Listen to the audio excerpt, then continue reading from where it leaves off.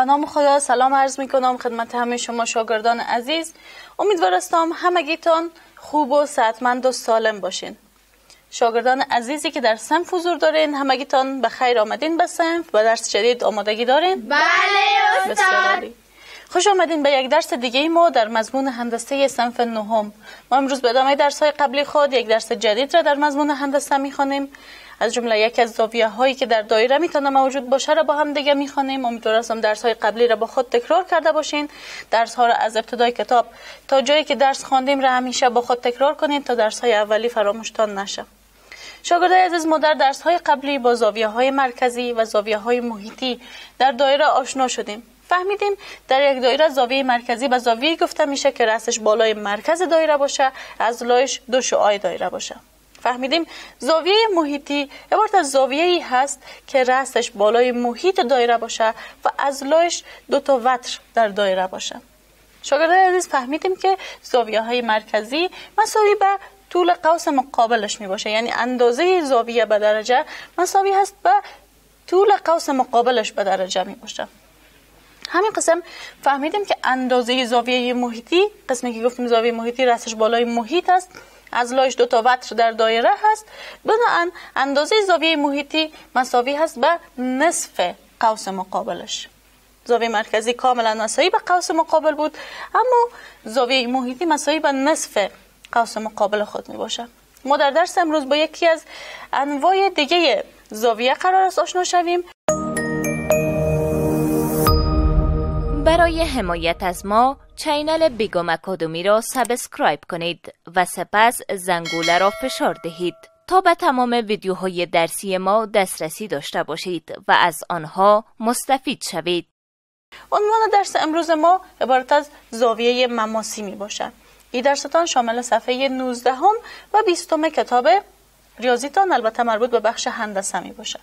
شاگردای عزیز، به شکل کلی اهداف ماده درسی است که با زاویه مماسی آشنا شویم و همین قسم بفهمیم که زاویه مماسی با قوس مقابلش چه رابطه‌ای داره و بعضی مثال‌ها را حل کنیم. بین در ختم درس به همین اهداف خود برسیم. شاگردای عزیز، اگر ما بخوایم زاویه مماسی را به شما تعریف کنم، زاویه مماسی عبارت از زاویه‌ای هست که رأسش بالای محیط دایره هست و از لایش دیگه حال فرق میکنه. رأسش بالای محیط دایره هست، یک زلش مماس به دایره هست. مماس یعنی چی؟ یعنی یک نقطه تماس با دایره داره و زل دومش یک وتر در دایره می باشه. بیاین یک دایره با هم دیگه رسم کنیم و ببینیم که زاویه مماسی در دایره چی می باشه. خب شاگردای عزیز، هرگاه دایره ما داره مرکز C باشه، مرکزش در این قسمت باشه، زاویه مماسی در این دایره به کدام زاویه گفته میشه؟ زاویه‌ای که رأسش بالای محیط دایره. به طور مثال من رأس را در این نقطه قرار میدم. یک زلش با دایره مماس باشه، زل دومی وتر دایره باشه. ابتدا زل مماس را رسم میکنم. زل مماس به کدام زل گفته میشه؟ که با دایره یک نقطه تماس داشته باشه. خب قسمی که شما این زل را میبینید عبارت از قطع خطی است که با دایره یک نقطه تماس داره، یک نقطه مشترک داره، پس مماس دایره می باشه. این قطع خط عبارت از یکی از اضلاع زاویه می باشه که گفتیم یک زلش باید با دایره چی باشه؟ مماس باشه و زل دومی باید که وتر دایره باشه. وتر دایره چی هست؟ وتر دایره عبارت از قطع خطی است که دو نقطه محیط دایره را با هم دیگه وصل میکنه. این نقطه را با این نقطه وصل کرد. هرگاه من نامگذاری کنم، مثلا این قسمت را نامش را میگذارم او، زاویه ما در نقطه او بالای محیط دایره وجود داره و همین قسم یک زلش به طور مثال زل او ای با دایره یک نقطه تماس داره یا یک نقطه مشترک داره که عبارت از مماس دایره می باشه. او ای مماس دایره هست و او بی وتر دایره می باشه. یعنی چی؟ یعنی که دو نقطه دایره را با هم دیگه وصل کرده. در هر زاویه مماسی در دایره یا در هر دایره، هر زاویه مماسی که وجود داشته باشه مساوی هست به نصف قوس مقابلش. کاملا همون قسمی که در زاویه محیطی میگفتیم که زاویه محیطی مساوی به نصف قوس مقابل هست، زاویه مماسی هم همین قسم. زاویه مماسی رأسش بالای محیط دایره، یک زلش مماس با دایره، یک زلش وتر دایره هست و مساوی به نصف قوس مقابل هست. اگر من این زاویه را در نظر بگیرم، زاویه AOB، زاویه AOB مساوی هست به نصف قوس مقابلش. نصف یعنی چی؟ یعنی 1/2. قوس مقابل همین زاویه کدام هست؟ همین قسمت را که ما برای شما نشان میدم قوس مقابل زاویه مماسی ما می باشه، یعنی OB. زاویه AOB مساوی است به نصف قوس مقابلش. خب شاگردای عزیز، هرگاه ما یک زاویه محیطی و یک زاویه مماسی داشته باشیم که هر دویش در مقابل یک قوس قرار داشته باشه، مثلا این قسمت را میبینید در مقابل قوس OB زاویه چی قرار داره؟ زاویه AOB قرار داره که یک زاویه مماسی هست. هرگاه در مقابل همین قوس یک زاویه محیطی داشته باشیم، بیاین این زاویه محیطی را هم ما براتون رسم کنم. مثلا رأسش را در این قسمت بالای محیط دایره قرار میدیم و میفهمید که اضلاعش عبارت از چی است؟ اضلاعش عبارت از وترها در دایره می باشه. یک زل و زل دومش. در این قسمت من یک زاویه محیطی رسم کردم. اگر نام این زاویه را بگذارم مثلا P، زاویه OPB در این قسمت براتون نوشته کنم. زاویه OPB عبارت از یک زاویه محیطی است که رأسش بالای محیط دایره، اضلاعش وترهای دایره می باشه. این زاویه هم مساوی هست با چی؟ با نصف قوس مقابلش. قوس مقابلش کدام هست؟ قوسی که در مقابل همین زاویه قرار داره قوس OB هست، مساوی با نصف قوس OB هست. شاگردان عزیز، از این قسمت شما چی مسئله را میفهمید؟ هر دو زاویه های ما، یکی زاویه مماسی ما و دیگه زاویه محیطی ما، در مقابل قوس OB قرار داره و هر دو زاویه ها، چه زاویه مماسی و چه زاویه محیطی، مساوی به نصف قوس مقابل هست. در نتیجه میتونیم بفهمیم که دو زاویه محیطی و مماسی، یعنی زاویه محیطی و مماسی که در مقابل عین قوس باشه با هم دیگه مساوی هست. شما میبینید که زاویه محیطی و مماسی ما در مقابل عین قوس است. قوس ما در هر دو قسمت کدام قوس هست؟ قوس OB هست. در هر دو قسمت قوس ما OB هست. بنابراین دو زاویه، یا میتونم بهتر براتون بگم زاویه محیطی و زاویه مماسی که در مقابل عین قوس با هم دیگه قرار داشته باشه، این دو زاویه با هم دیگه مساوی است. در نتیجه میتونم بگم که زاویه AOB مساوی است با زاویه OPB، یعنی زاویه محیطی و زاویه مماسی و زاویه محیطی که در مقابل عین قوس وجود داره با هم دیگه میتونه مساوی باشه، چون هر دوش مساوی به نصف قوس مقابل ما هست. اما اگر به همین قوس مقابل، یعنی چی؟ یعنی به قوس OB ما یک زاویه مرکزی رسم کنیم، در اون صورت باز زاویه مرکزی ما با زاویه محیطی و مماسی ما مساوی بودن نمیتونه، چون زاویه مرکزی مساوی به قوس مقابل هست، نصف قوس مقابل نه، مساوی به قوس مقابل هست. شاگردان عزیز، تا این قسمت درس مفهوم زاویه مماسی را فهمیدین با قوس مقابلش چه رابطه ای داره و فهمیدین که زاویه مماسی و زاویه محیطی که در مقابل عین قوس باشه با هم دیگه میتونن مساوی باشن. بیاین حالا با هم دیگه ثبوت کنیم که واقعا زاویه مماسی مساوی به نصف قوس مقابلش هست یا خیر.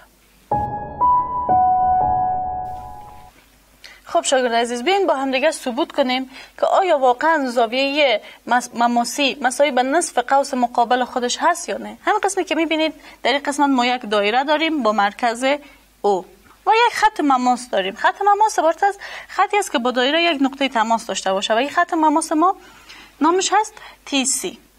اولین کاری که میکنیم یک شعاع دایره رسم میکنیم که با مماس ما یک نقطه تماس داشته باشه. شما از درس های قبلی میفهمین شعاع دایره‌ای که با مماس دایره یک نقطه تماس داشته باشه عمود می باشه، یا بهتر بگویم شعاع دایره در نقطه تماس بالای مماس چی هست؟ عمود هست. پس این شعاع دایره را رسم میکنم قسمی که در این قسمت بالای مماس زاویه 90 درجه یا عمود را تشکیل میده. اصلا مهمتر مسئله ای که ما میخوایم ثبوتش کنیم عبارت از زاویه مماسی می باشه. ما باید یک زاویه مماسی هم در این دایره رسم کنیم. یک زلش را داریم، زل تیسی که با دایره مماس هست. با یک زل دیگه زاویه ما را هم رسم کنیم که وتر دایره باشه تا که چی شود؟ تا که زاویه مماسی ما تشکیل شود. پس باید یک وتر دایره هم در این قسمت تشکیل بدیم.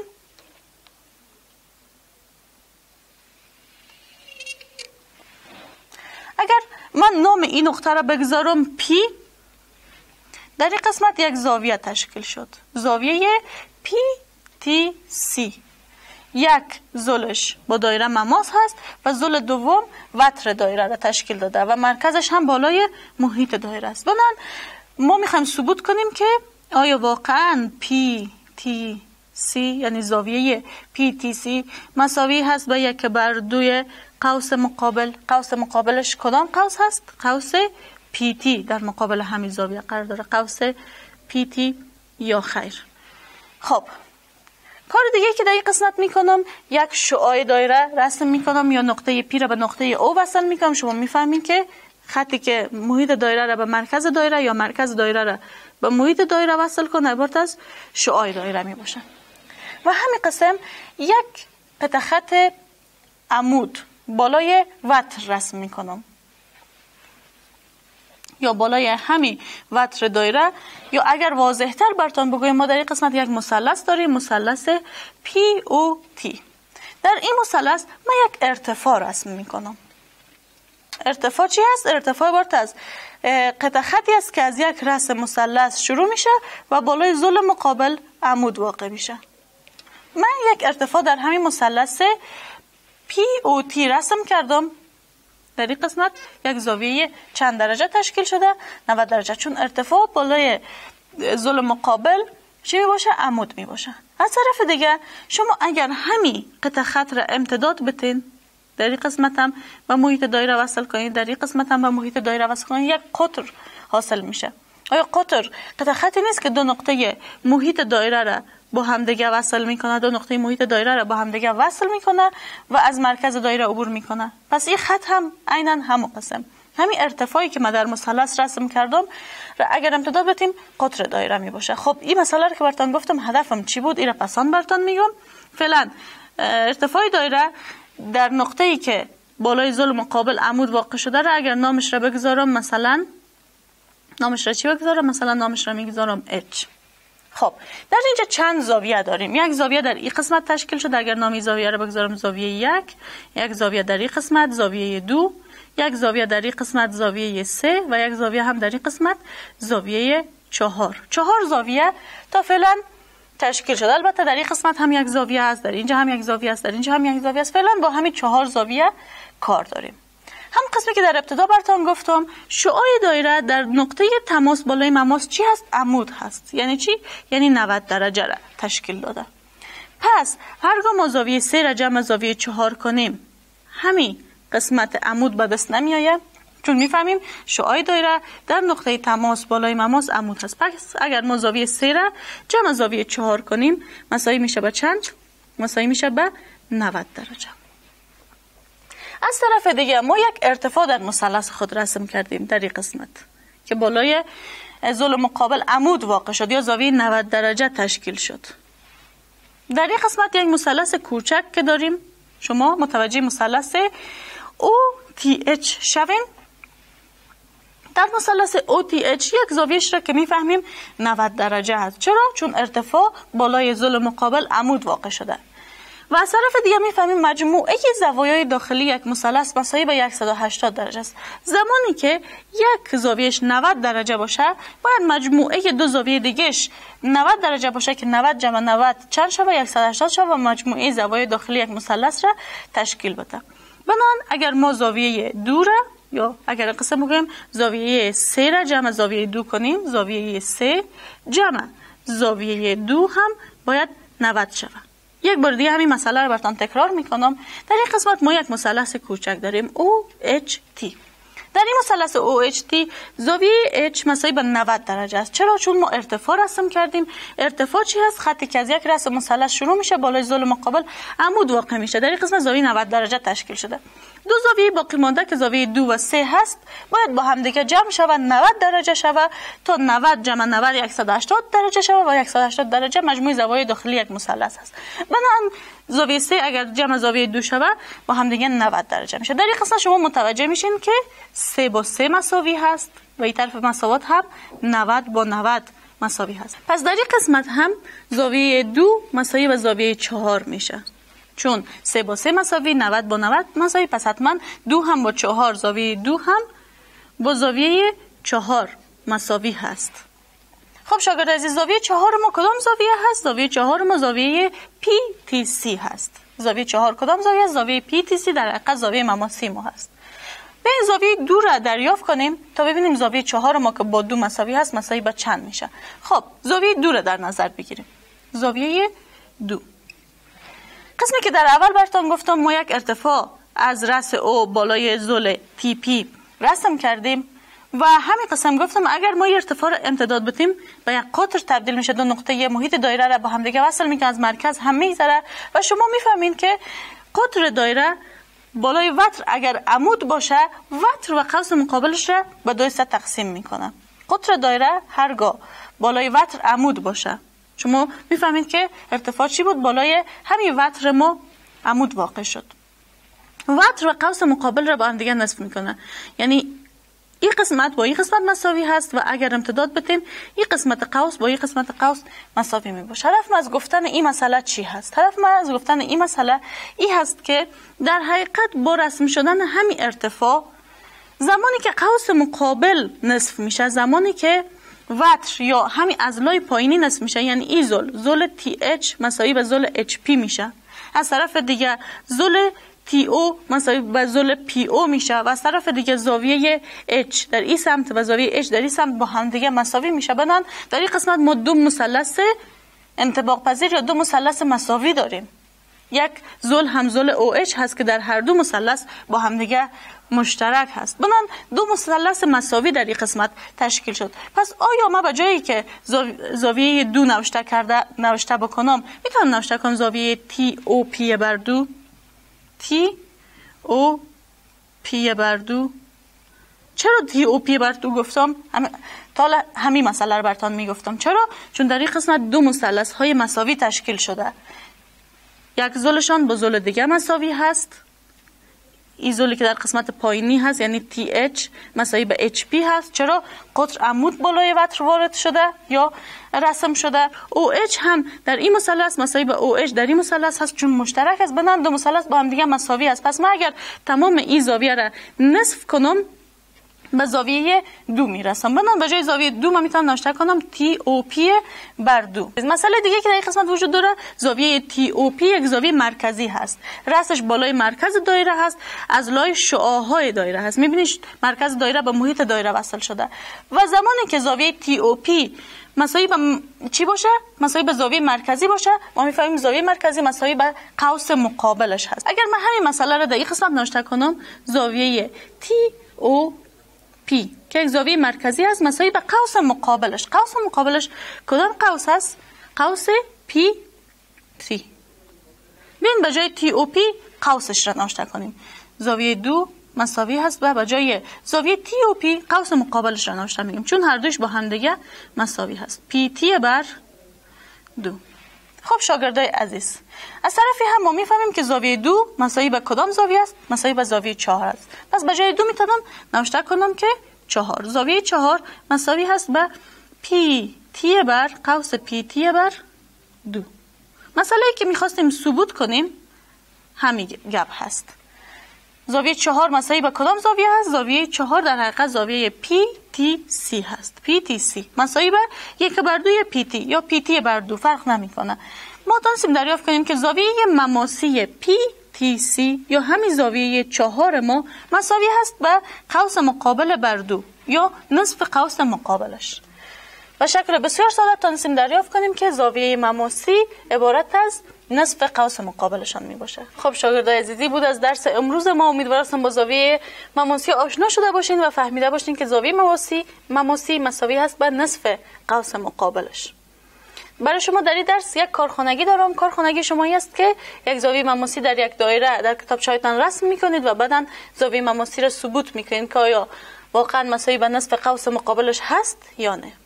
روز بعدی کارخانگیتان را به ثبت بیارین و تا روز بعدی که دوباره مضمون هندسه داریم همه شما را به خداوند بزرگ و بی‌نیاز میسپارم. خدا نگهدارتان. قبل از آغاز درس بعدی وقفه کوتاه میگیریم.